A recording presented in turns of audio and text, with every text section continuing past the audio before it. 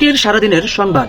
আগামীকাল পহেলা বৈশাখ, নতুন বছরকে বরণ করে নেওয়ার জন্য নেওয়া হচ্ছে সারা দেশে নানান প্রস্তুতি, পাহাড়েও চলছে এর আয়োজন।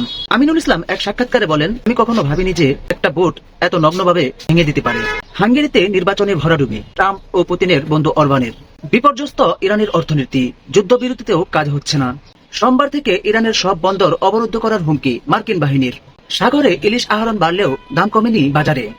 হরমুজ প্রণালী থেকে মার্কিন ডেস্ট্রয়ারের পিছু হটার ভিডিও প্রকাশ করলেন আইআরজিসি। ইলিশ আরো ছোট হয়েছে, তাহলে বড় ইলিশ কোথায়? কুষ্টিয়ায় পীর হত্যার ঘটনায় মামলা করবে না পরিবার, 48 ঘন্টায় কোনো আটক নেই। মুদি দোকানের নিবন্ধন নিয়ে মজুত করা হচ্ছিল ভোজ্য তেল, করলেন জরিমানা। ঢাকা সহ 16 জেলায় বইছে তাপর প্রবাহ। 16 বছরের সমস্যা এত দ্রুত সরকার সামাল দিতে পারবে না, বললেন এনসিপির নাহিদ ইসলাম। সংসদে ফেসিবাদের কালো ছায়া দেখতে পাচ্ছি, বললেন জামাতের আমির ডক্টর শফিকুর রহমান। সবার আগে বিএনপি, সবার আগে বাংলাদেশ না, তারা এটাই ভাবে, বললেন শাহরিয়ার কবির। শিশুদের টিকার অর্থ আত্মসাৎ, ডক্টর ইউনূসের বিরুদ্ধে দুদকে অভিযোগ। বাংলাদেশের জন্য চিকিৎসা ভিসার পাশাপাশি ব্যবসায়িক ভিসাও চালু করার জন্য সম্মত হয়েছে ভারত, বললেন পররাষ্ট্র মন্ত্রণালয়। আগামী সপ্তাহেই চালু হবে এই ভিসা। আওয়ামী লীগ ও শেখ হাসিনা বলতে বাংলাদেশে কিছুই নেই।